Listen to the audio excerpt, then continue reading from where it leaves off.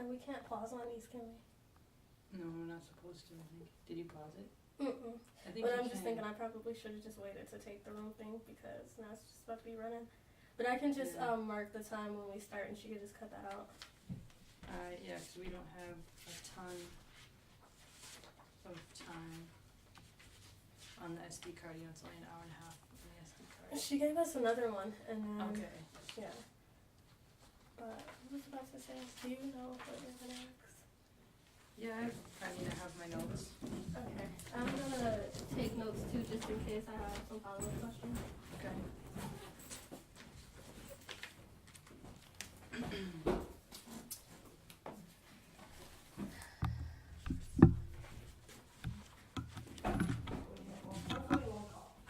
Okay. Okay, so I just took the room ambient noise and it sounds good. So now what I'm about to do is I'm gonna put the mic, I'm gonna set the mic up near you, and then I'm gonna check the levels so I can make sure that we get a good recording. So you're figuring this is like about an hour? Yeah. Yeah, about an hour.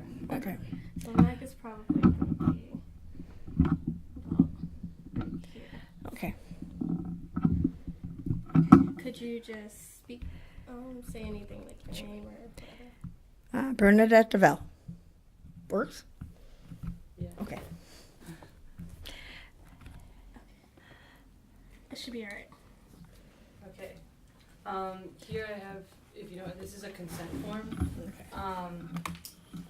And this recording is going to be stored in the university library. And your name obviously will be recorded. Okay. And so it's just a consent.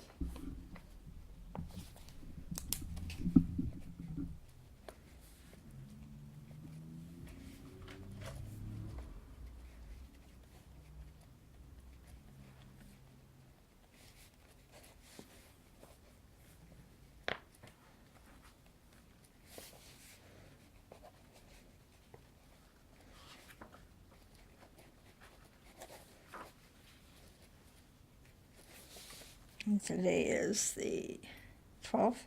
11th. 11th, okay. Okay. Great. And the second page as well, please. Oh. Front and back. Alright.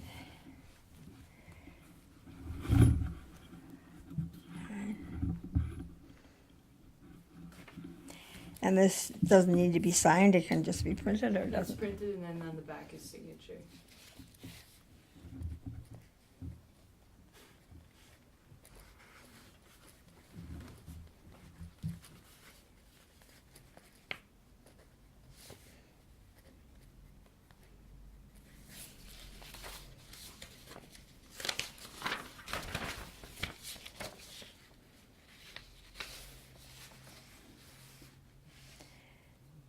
No, printed. Now this says printed. Printed name signature? That's supposed to be signature. Okay, Yeah. okay.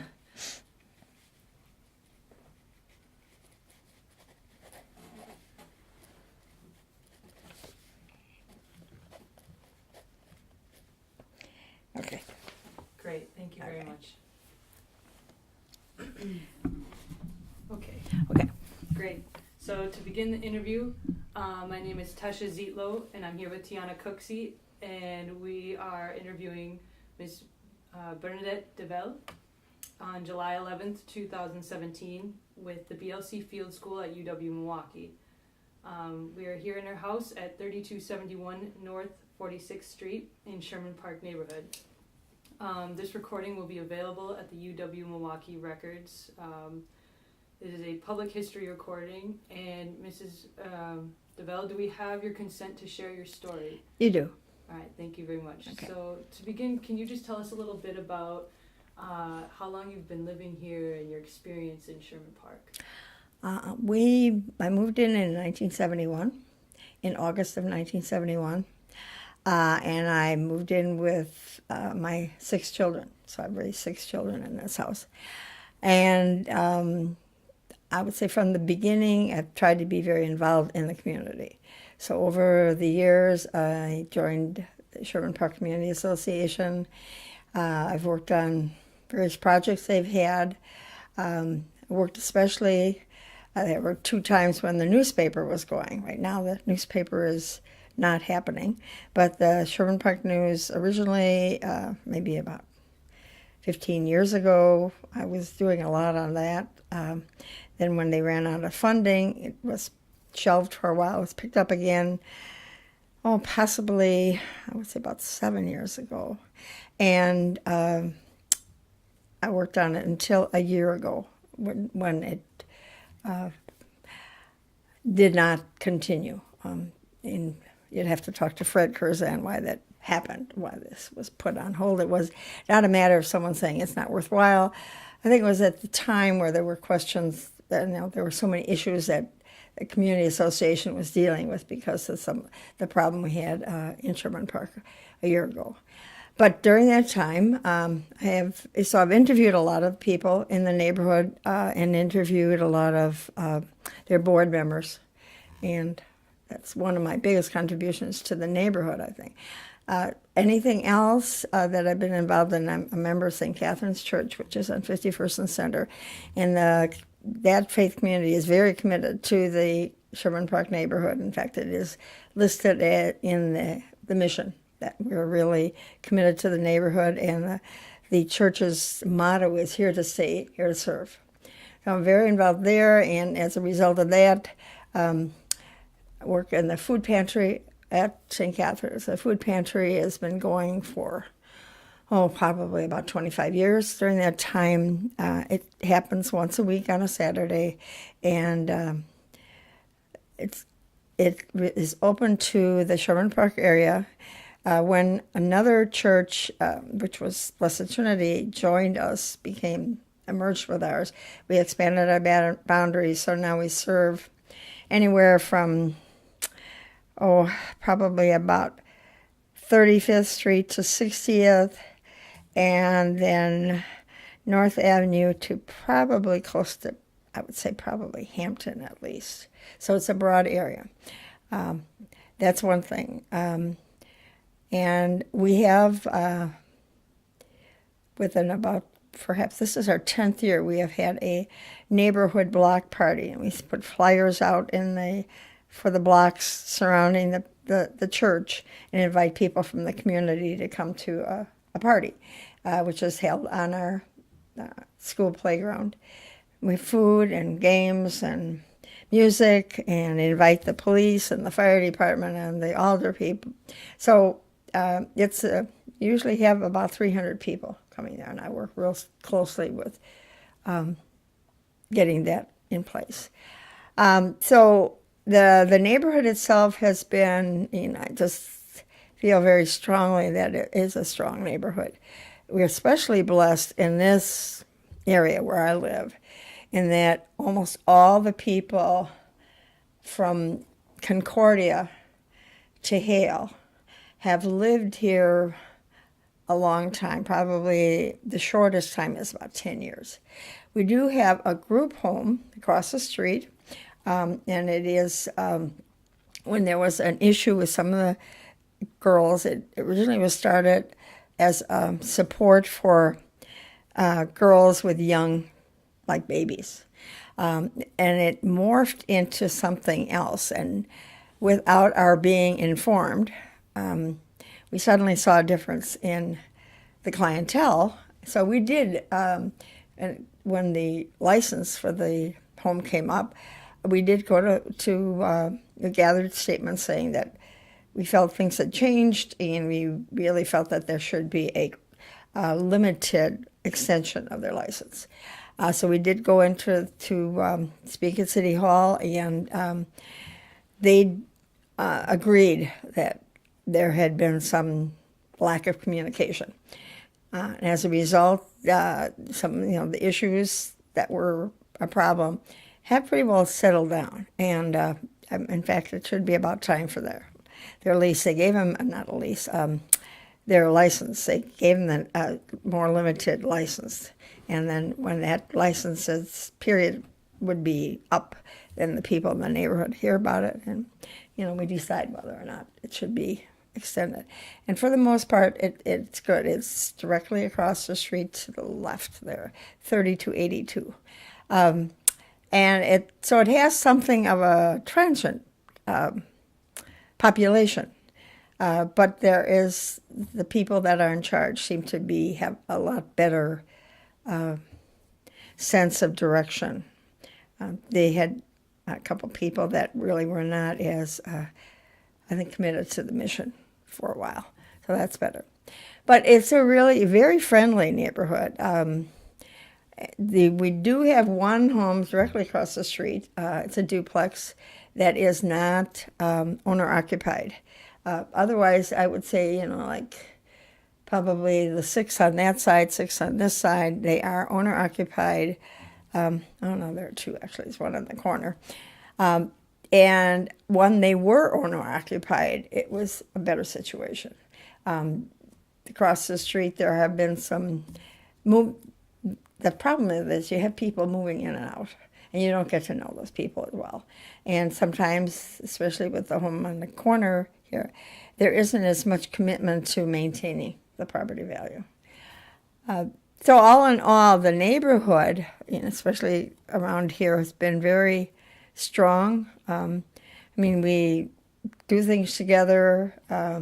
We had a more active block party club for a while, and some of the people, when there isn't a big issue, it's hard to keep people really committed to a block party, a block club. We've had our block parties, but when there isn't something that's confrontational, then it's hard. People just have to do this and have to do that, and they don't get as committed.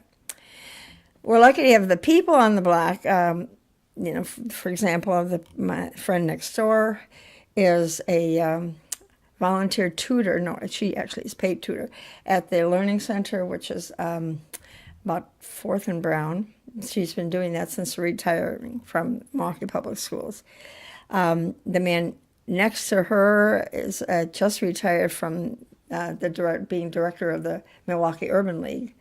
The people in the next house came here from Haiti, and they've been probably about 10 years that they've lived here. Next door neighbors also at least more than 10 years. So over the years, people have really had a sense of community. So the Sherman Park Neighborhood Association is one of the longest, if not the longest, community association in this part of the country, for sure. Been going on for, I'm sure it's over 30 years. And, well, it had to be longer than that because it was happening when I was first here. You could get that history. But it has, had a lot of, it placed a lot of effort in keeping the community strong. Another factor that I think is very powerful in this neighborhood is the Hasidic Jewish community. And the synagogue is located on 52nd in Burleigh. Rabbi Twersky, who was the founder of that synagogue, which moved, incidentally, from Center Street, about 54th and Center, and moved closer in, took the initiative to really have his congregation involved in the community, which is not always the case in Hasidic Jewish communities. Sometimes they pull in, but they have been involved. Their presence is a very stabilizing force. Physically, you see them moving on the street during holy days and on weekends because they walk to synagogue. So you see people that are walking in the community. It gives a sense of strength and power. Other than obviously there's a lot of strong prayer power going on too. But so those are very strong factors, I think. Some of the things that have changed when I first came here, there was a little like a 5 and 10 store on the corner across the street from what was then a Kohl's store. It was one of the first Kohl's store that was located on 46th and Burleigh. it was a smaller store, and when they determined it was too small, it was sold to another grocer, and then another, and so it's been open as a grocery, which is another good factor. There were more businesses though on 50 on Burleigh, and that's always a problem in a community. And if you have fewer businesses, you have less traffic on the street, and you have people moving out to do their shopping. So that's always been a concern, something they have worked on.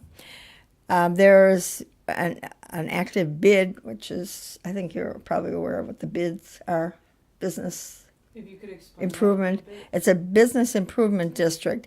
There are various areas in the city that have been labeled bids. So the businesses in that district have funds. It's a tax. I don't want to say donation, but it's a tax. They have to pay an additional tax to support that particular area. So there, you'd see along the street, you'll see, you might see cameras right now. That's one of the more recent things to keep things safe. You'd see canisters for litter or flowers, and those are things that the bid, these different businesses, the funds are used to maintain the look and the safety of that particular area. In addition, and I can't say whether it's functioning as much, it was the CDC, Community Development Corporation. And in fact, at one point, my daughter was the representative, and so she would go to the businesses and at various times encourage them, keep them going.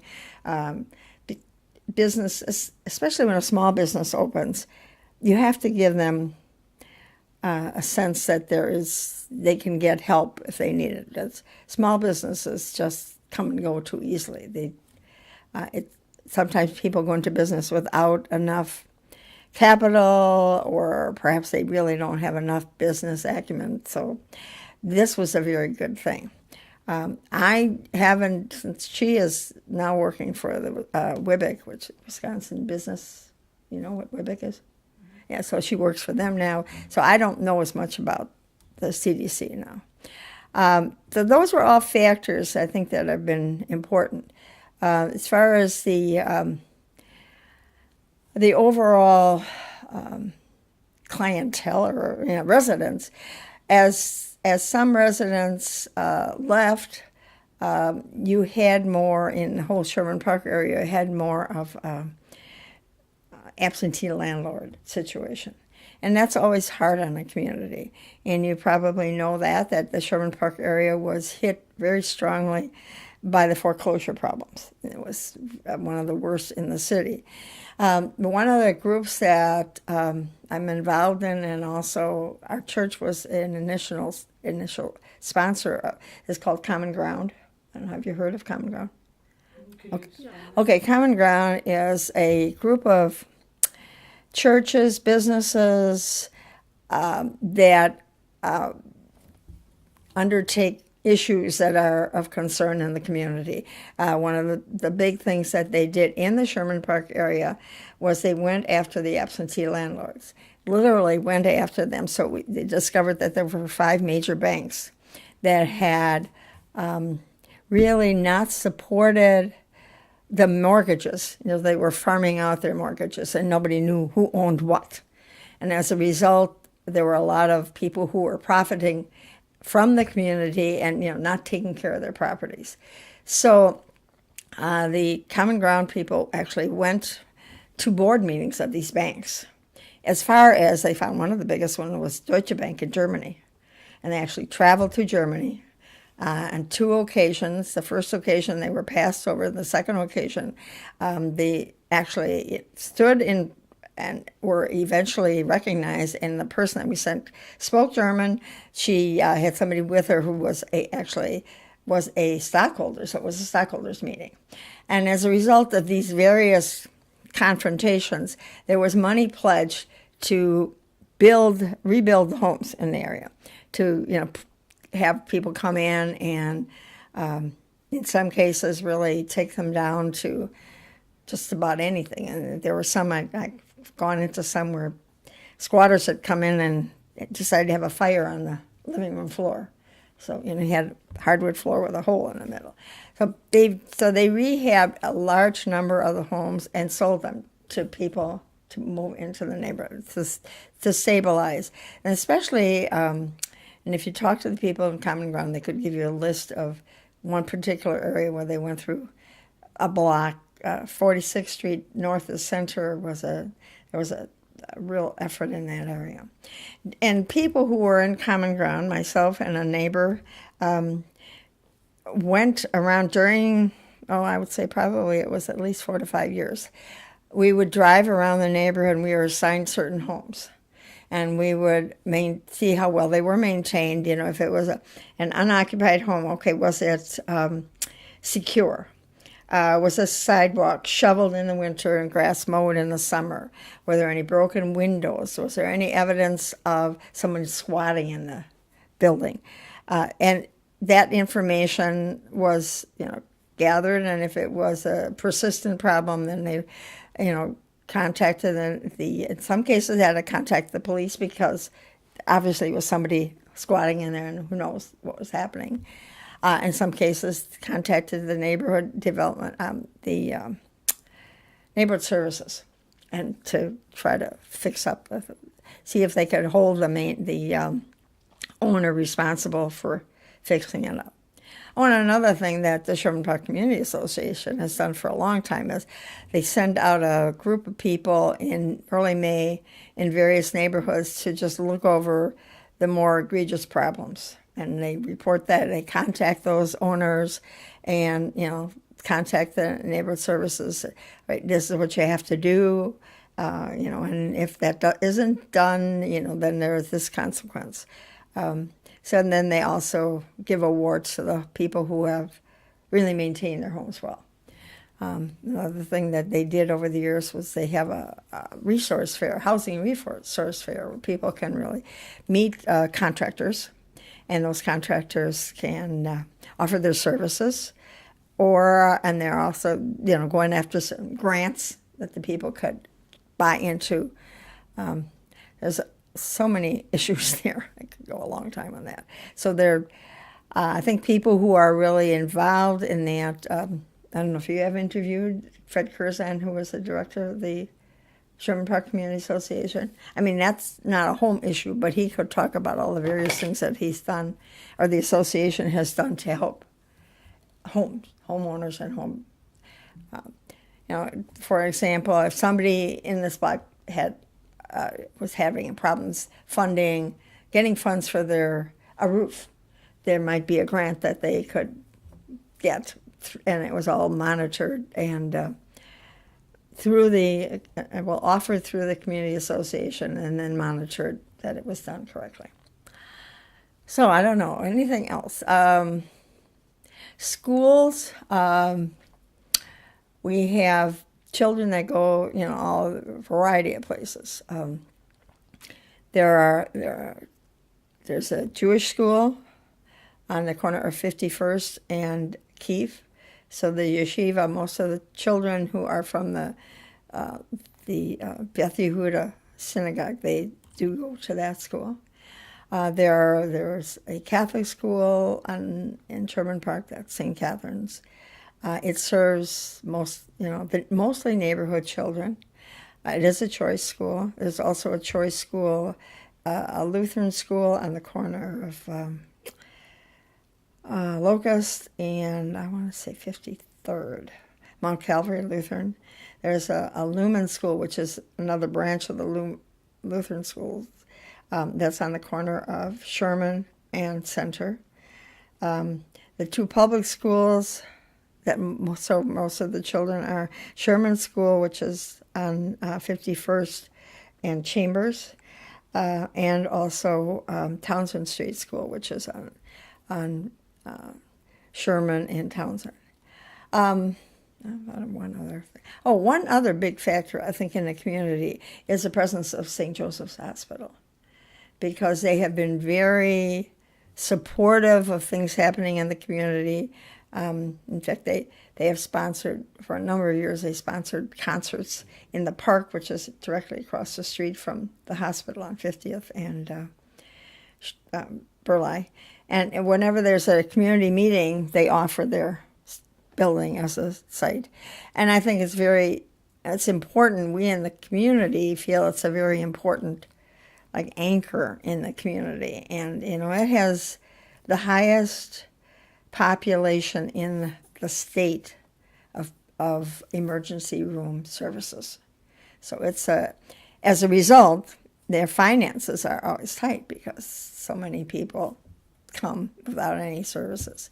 It has improved under the Affordable Care Act because they were able to help people get some insurance.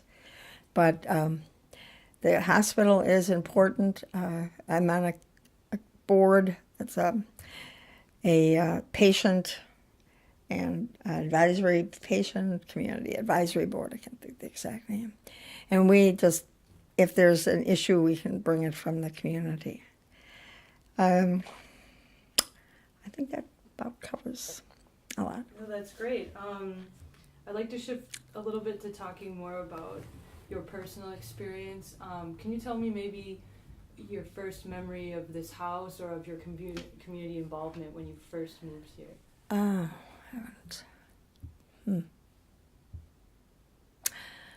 Well, I had a phenomenal neighbor. In fact, he was recognized by an international group. He developed vitamin K, which he had done studies on hemophilia. So he just lived right next door. Unbelievable. And the couple came over immediately, and there was a particular plant in my garden that they knew was noxious. And they said, "You really, with those children, you have to pull that out." So immediately I was, greeted by people who were concerned. A year after I moved here across the street, a family moved in, and that family is still there, and she's raising great-grandchildren, and she has sent them to our school, and she's been involved in that, so there's a really strong bond between people. Also, when we first came, the first thing we wanted to do was, I'm Catholic, we were going to get to church, so the closest church was on 39th and Keefe. And my children went there and said, "Oh, we can't go here. They're not very friendly." So the next door neighbor said, "Well, try St. Catherine's." And so that's where we've been. And that's been it's a very strong community. People who have stayed in the parish have committed to stay there. It's not like, well, it's convenient to go there. These are people who have made, even if they physically moved from the neighborhood, they've still been committed to the mission of the parish. One of the other things, it was great for my kids, they could walk to school. It was an 8-block walk one way, and then the two youngest ones went over because they didn't have a kindergarten and first grade at that time. They walked over to Townsend Street School. Another thing that I always remember, that first summer, they used to take their bikes to Deneen Park. There was a pool at Deneen Park, so you could just send them off, and they would go off on their bike and spend an afternoon at Deneen Park. So those are good memories of when I first moved in here. Great. I noticed out front here that you have a garden space along the side of the house here. Now my garden space is in the back. The one along the side of the house, that little walkway of flowers, is my neighbor's. Mine, we're kind of dividing, but we overlap. But the plants that are they look like they're marching to the backyard, those are hers. And I did put in a backyard garden. When I first moved here, we had 5 trees in the backyard. Can you imagine a small lot? So over the years, either the city took down 2 of them because they got into wires, and we took down others, and one had to be taken down when part of it fell on my garage. Fortunately, it didn't hit my neighbor. And eventually I went from a very shady garden, and I'll have to take a look right now. It's a very blooming garden. But yeah, that's another thing, Dad, when the lady who had, as I said, when they came, this older lady moved out. I was blessed with great neighbors. This lady was, and her husband passed away, and she moved to live with her daughter in Virginia. And she came and she said, I think I found the perfect person to be your neighbor. And so my next door neighbors lived there. Well, it's over 20 years, probably 25 years. And we not only, talk, but we do theater things and together, theater and music things together. So, yeah, she's taken over the garden. So. Can you tell us more about, we haven't seen your garden yet, but about that space back there and what that means to you? Well, it's very restful to be able to go out. My children 2 years ago asked me what I wanted for a birthday present, and I said, I want something to sit on. So they bought a glider, and so I can, when I do sit down, which isn't an awful lot, I can sit and look at the garden, work on the garden. But yeah, it is a very restful place. And what's so funny is the next door neighbor, they have a nice yard, but they're really not into gardening. So she's extremely into gardening, not so much. But I found out that over the years, when I would have my grandchildren here on Easter and would hide Easter eggs outside and have the kids go through the garden, that she would have her family come to the window and watch the Easter egg hunt. So I only found that out after they had been doing that for a number of years. So it is it's a great place. Right now I actually have, couple of vegetable plants, but it's mostly perennials. I like to watch things come up, surprised by what comes up. So. And I do think, there's another thing that SBCA has done is they would have a flower sale. And about 3 years ago, we had a flower exchange at the Perk. Oh, that was, you'll hear about the Perk, Sherman Park Perk. It's a coffee shop. And I know it's there at least 10 years. And it was built with, they did get some city funding, but they invested a lot of their own money in taking an old gas station and building it into a coffee shop. So it's on the corner of 49th and Roosevelt and Keefe kind of meet together, and it's over in that corner. It's a red and white building. You can't miss it if you go there. And it's a kind of a gathering place there, too. When there are meetings, that'd be another place to meet. And when they were developing this, they have something called the NID, which is a block of homes that there's certain funding for improving those homes. And when they were developing the plan for that, that would be where the people met to work on that plan. So it's a good gathering place. Can you tell us a little bit, if you do any work in the home, where is your workplace in the house? Oh, Well, when I had the desktop computer, I have it now just to put out a publication. I could give you an example of it. I put out a publication for the church. It's called Reflections of Faith.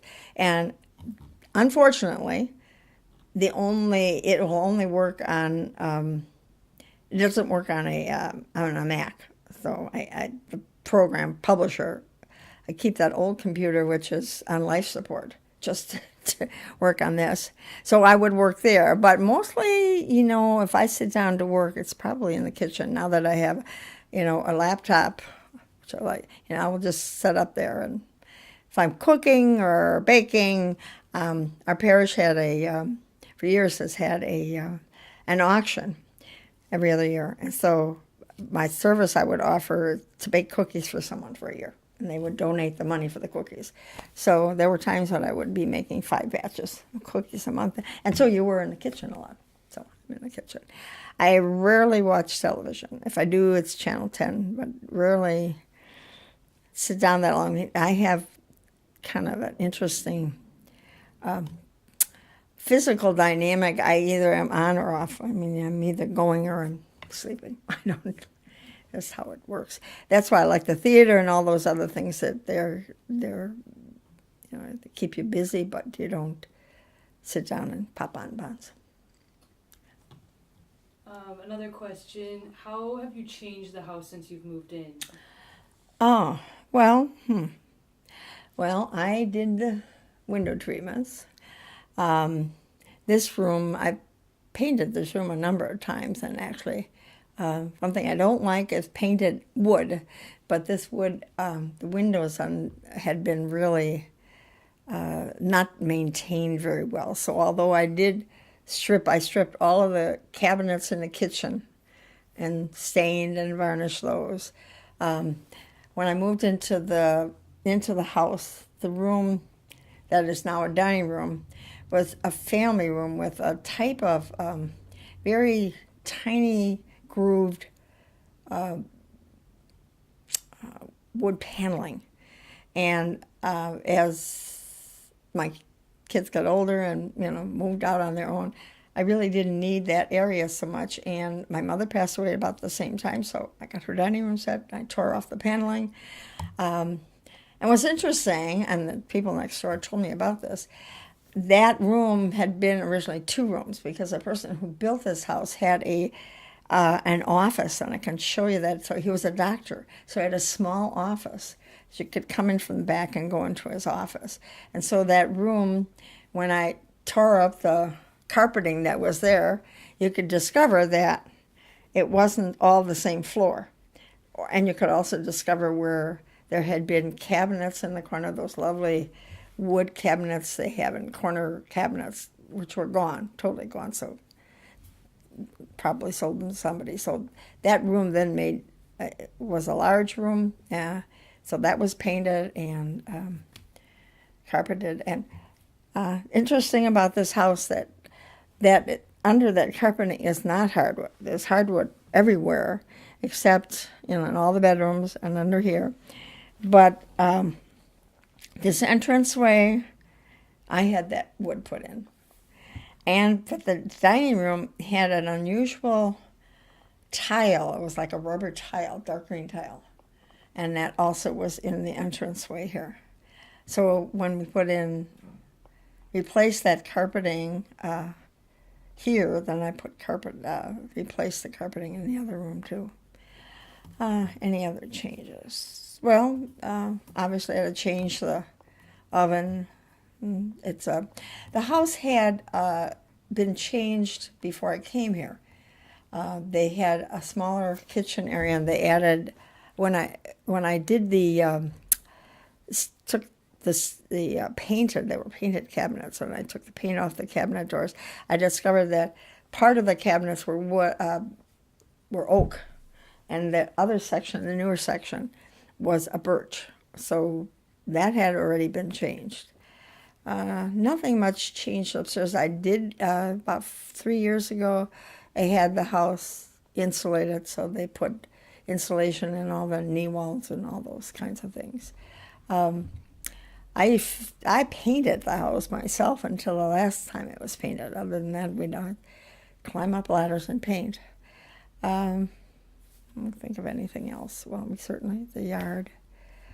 There had been, when I moved in, there was a big oil tank, and most people had their oil tank in the basement. Mine had been buried right between the houses. So when I went from oil to a gas furnace, that tank, you know, some people said, well, you know, now you need to fill it with sand so it doesn't work its way up. And other people said, well, you need to put water in it so it stays heavy. And I thought neither of those sounded like a good idea. And thank goodness I didn't, because later I found out that what had happened, people did that, they ruptured and contaminated the soil, and it became a really big expense. So this one I had removed, which meant then I had to put garden along there too. Anything else that was done? No, I think pretty much, other than that, there's just maintaining things. Is there anything you'd like to add? So you said the previous owner was a doctor. Do you know? Well, we were the 7th people who owned the house. Yes. The doctor lived in here for a short time. In fact, that was interesting about the house. When you go upstairs, you'll see, why would you have such huge rooms? There are only 3 bedrooms upstairs. They're huge. And at one point, my daughter and her 3 children moved in. She and her husband shared one room, and the 3 children were in 3 separate beds in one bedroom, plus they had a dresser and playroom. That's just... When the house was being built, the doctor had a heart attack. So his wife was concerned that he would die, so she decided to change the layout of the house, and instead of making more bedrooms, 4 bedrooms, it would have been upstairs, she made one that could be a kitchen and one that would be a living room. And so she reconfigured it, which also meant that she reconfigured the bathroom. So one big problem with the house is there's no access to the plumbing, which normally would happen through a closet. They put in a shower in that area, so it's a very shallow closet. So that was an issue that they had done, or something they changed before. And then there were various families that moved in.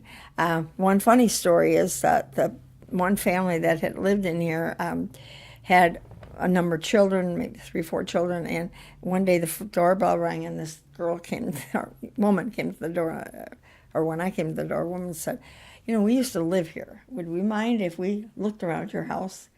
And so, invited her in, and she and her brother had the greatest time. Remember when you used to tie me to that banister? And, so they looked around, and that was kind of a fun thing.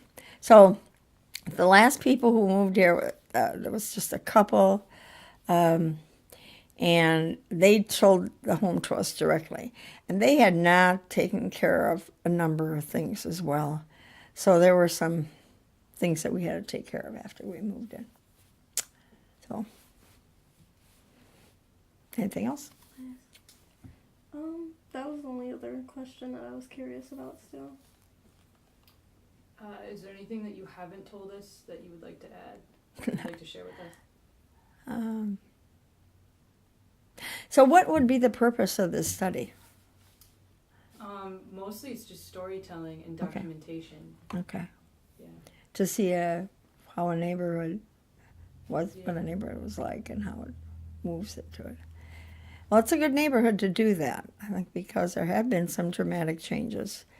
When I first moved in here, they were fighting the freeway extension into what was then Cops Custard was located on Appleton and 60th Street. And it was the first Cops. Well, actually, the second. My neighbor, a good friend who lives in the neighborhood, actually knew the Cops family. And they had opened a small thing, and this was their first big Cops. So what happened is that the people fought this movement of the freeway right through the neighborhood. And my 2 youngest daughters, who are twins, always said that's why they became involved in community things, because I pulled them over in a wagon and we were protesting the extension of fruit. And it didn't happen. Protested well enough. And that is one of the things that communities do. They really try to hold people accountable. With Common Ground, we've gone to any number of meetings of the Common Council, and try to keep connected with the altar people. So I don't know. That's about it. For you personally, why did you decide to get involved in the community so much, or why do you care for this community? Well, I think that was something that really grew out of my faith life, because, I really feel that you need to reach out to neighbors, and there were vehicles to do that. The Sherman Park Community Association, our church, and you don't live in a vacuum. You live in community, and community is so critical to strengthen you, and you learn from other people in the community. you're able to give your gifts and to receive their gifts. And over the years, I've just met so many great people. We just had a 4th of July parade, and I thought, where were the police? And not, well, the police were there because they helped us walk down the streets. But, you know, the newspaper reporters, they were not anywhere around, whereas they were hovering all around when there was a problem. But, you know, we marched through the community from the church. We marched down into Sherman Park, and you know, so you have a sense of people who really want to care. So when you're involved in the community, you meet people who are concerned. You meet unselfish people. You meet people who have a sense of pride in themselves and in the people that they work with. So, okay. Okay. Anything else? I can't think of anything. If I do, I'll let you know. Well, we don't have a ton of time, but I'd love if you would show us through the house, and we can just leave the recorder on, and you can tell us a little bit about whatever comes to mind, rooms, objects, anything. Okay. Mm-hmm. Sound good? Mm-hmm. Just take this off.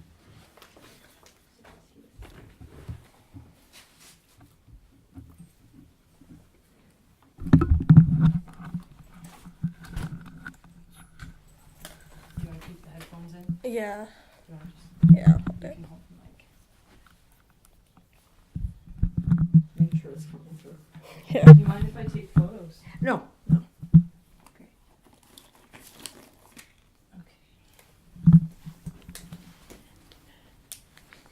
Okay, so this is the living room, and when we moved here, there were drapes around the entire thing. It was from here all the way around. It was one long. That was obviously put up somewhere in maybe the 40s, 50s, I would say they really did.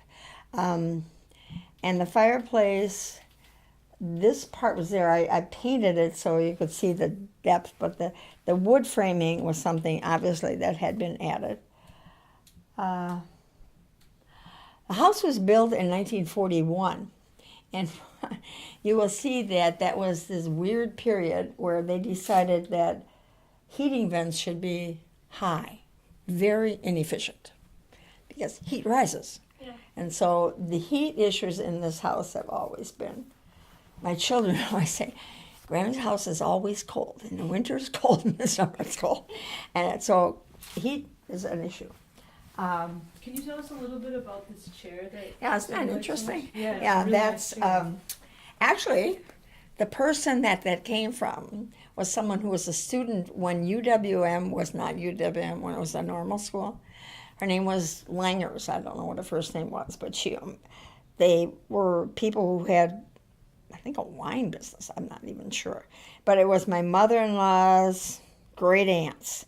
So the chair it's well over 100 years old. And I did the seat, because the seat was leather, and you can see the other leather is wearing, but the seat was in bad shape.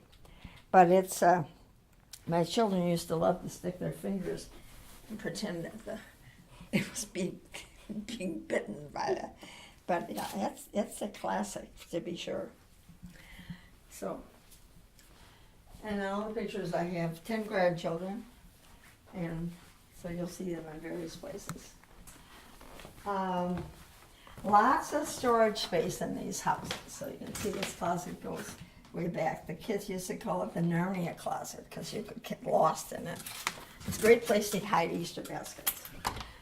Even out there's you see that place you could sit on there, and there's places to store games and things like that. So nice place to sit. One of the things I did do that I didn't mention is when I put the hardwood floor, I took all the carpeting off the steps, and I stripped the steps and made them wooden. This room has been painted a number of times. I painted the one area a darker color because it's such a long room, and it brings it in a little bit.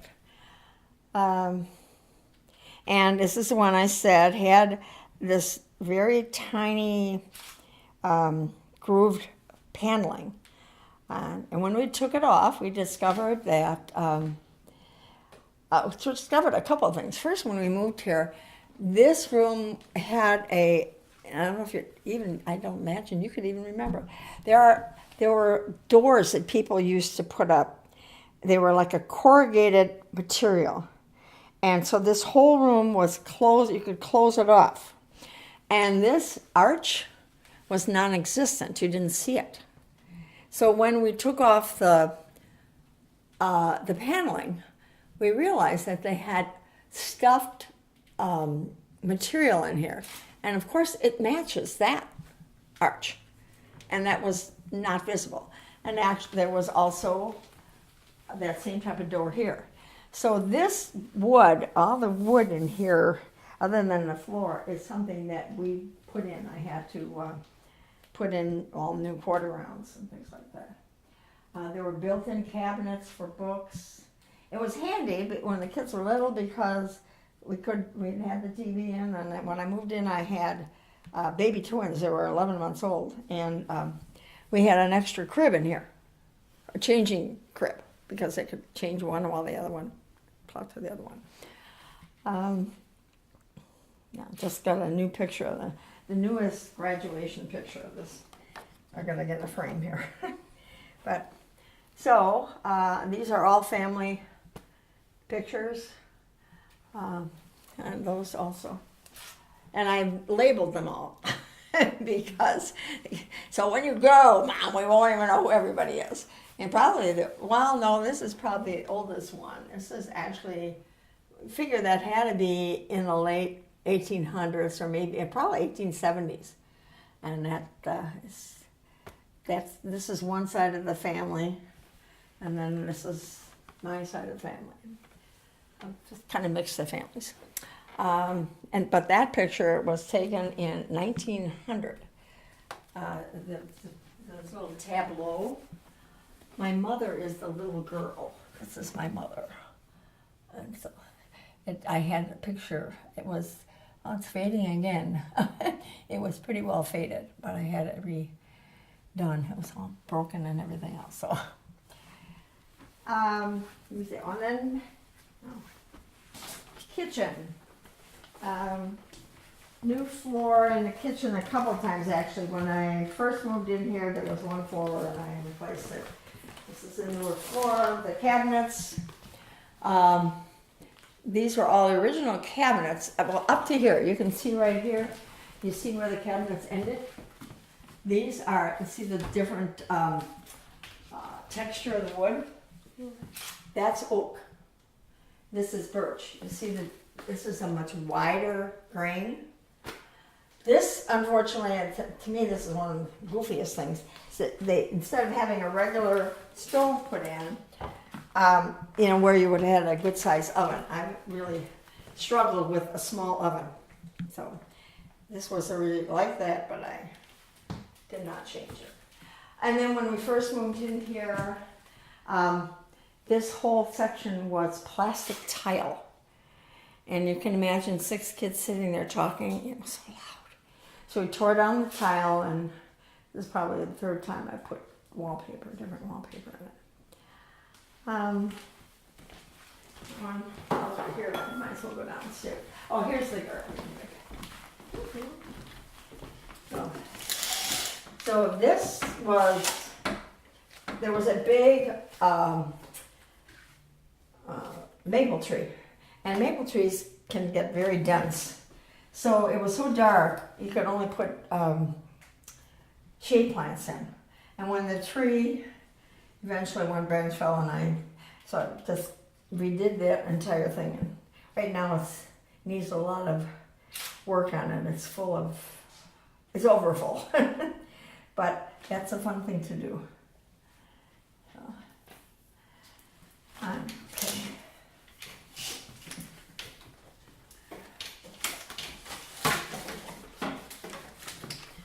And then this is, right, this is what I was talking about, turn this down. You came in the back, and this was the entrance to that other room that I said, that other room was 2 rooms. Mm-hmm. So this was a doorway. And you could tell when you did when we tore up the carpeting that there was a different flooring back here. So it was just a small office.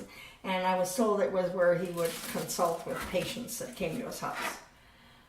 So the shelving and all that was there when I moved in. So it serves as a pantry.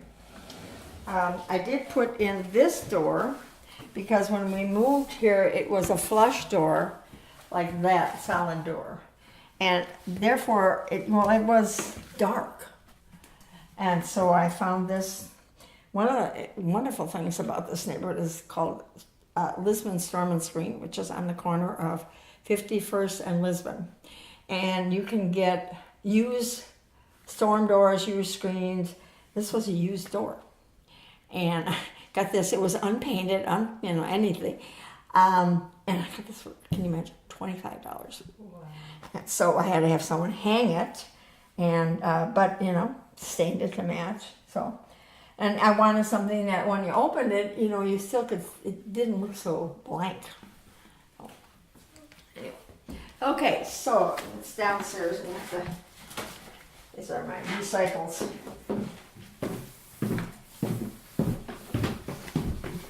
And my dehumidifier should be empty. That's why it'll smell kind of damp.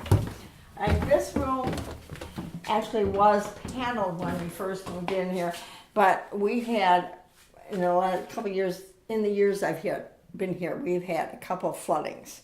And one of the last times I just tore off all the paneling was there. And it served, when it was paneled, actually served as a bedroom for my kids. Before they had that regulation, you had to have an exit. Two of my boys were down here. Not the warmest place for them, but they survived. And again, a lot of storage. I mean, there's a huge closet here. It goes way back. You can imagine here.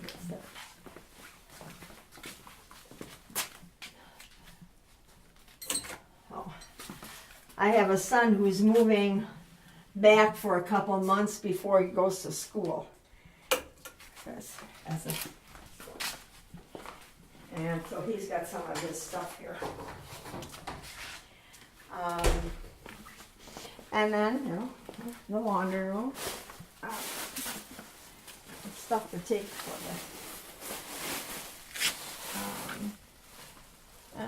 I had to have the electrical updated, so, new circuit boxes and things like that. And this interesting black steams there. One day I heard a pop upstairs and it came down.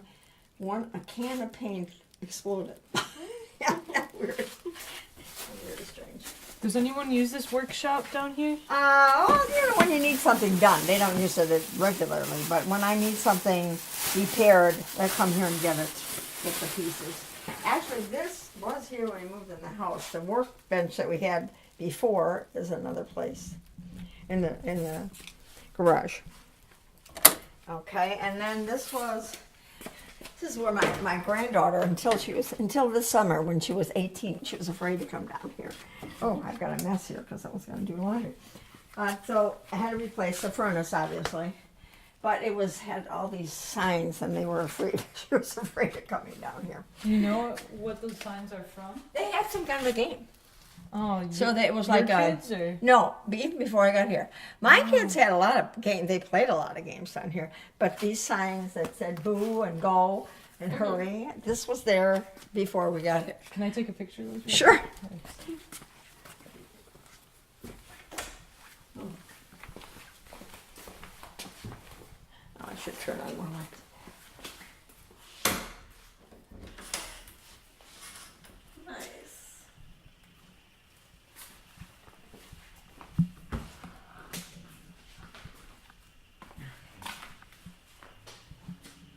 Interesting, isn't it?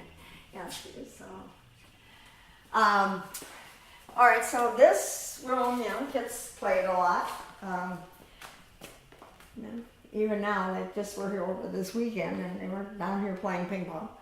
And the paneling was here when we moved in, and there was obviously they had used it as a bar at some point. There were a lot of things we found a collection of beer cans in there.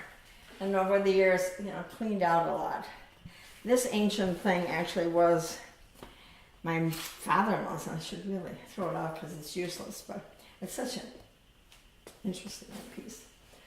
And there was a time when one of my sons came back after college and lived down here for a year, and I started get a fireplace, the whole thing.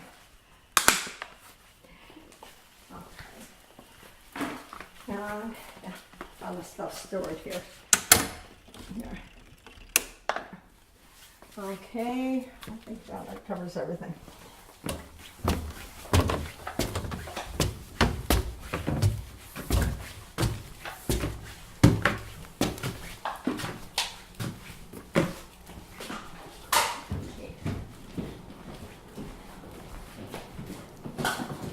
Put this stuff away.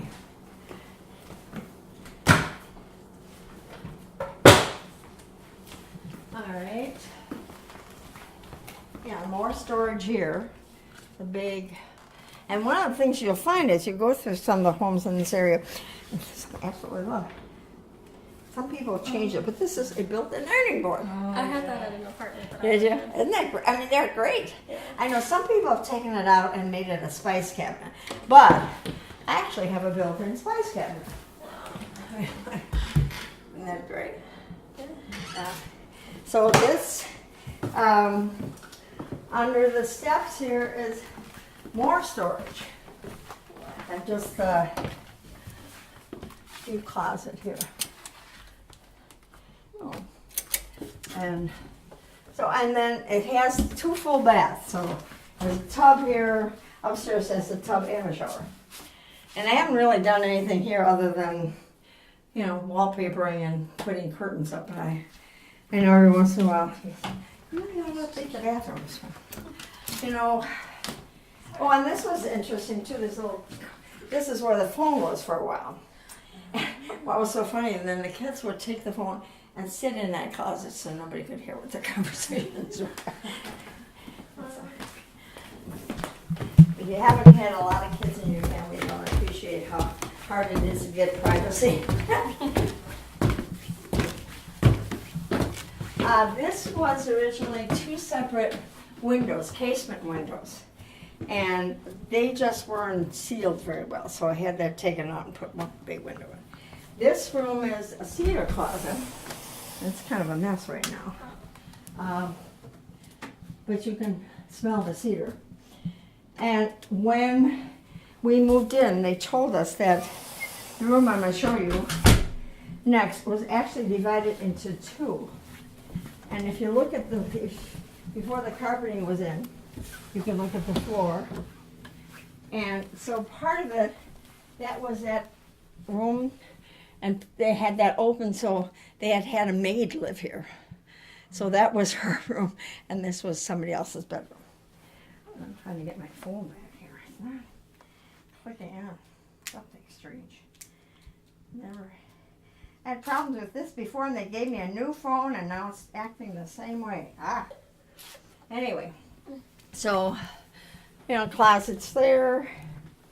Another closet here. This is what I told you, that when the person was sick, instead of making this a full closet, they put in, with access to the plumbing, they put in this shower. And so whenever I have any plumbing problems, it's a real problem, because they have to, you know, go through the wall to get to the plumbing. And this was wallpapered, and I painted. The cabinet storage here too.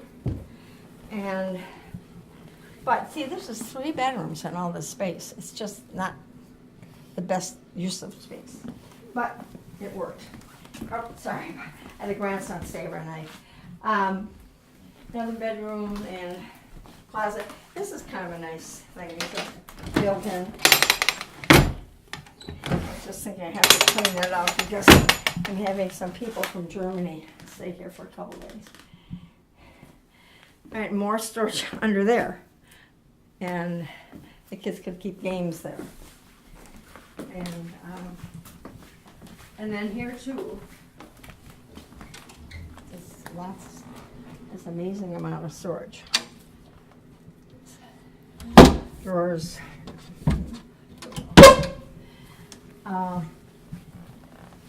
laundry chute that actually is a good size. And it was funny, when my son was 10 years old when the twins were born, and when we moved here, he was 11. Not quite, he was just 11. And he used to pretend he was going to throw him down the laundry chute. But what the kids did, I had taught, and I told my students that I like penguins, so I got all these penguins. So the grandchildren used to have a game where they would throw the penguins down, and the trick was you had to be down there and try to catch it, and then they'd distract you. If you didn't catch it, then you lost, and you had to pick it up from the basement. So this was all over the basement. All right, and then this was, obviously a bedroom, and this is where I work on this publication.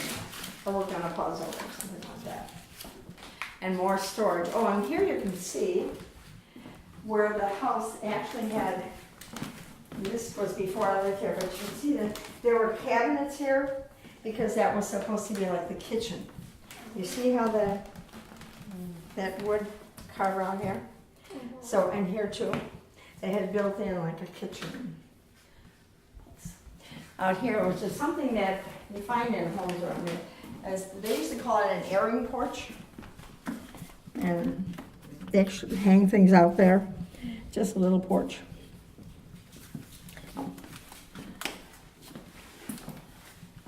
Got lots of space. So I think that's it.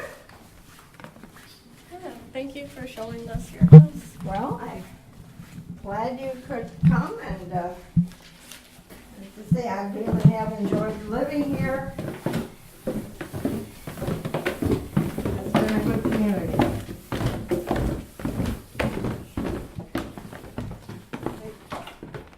Okay?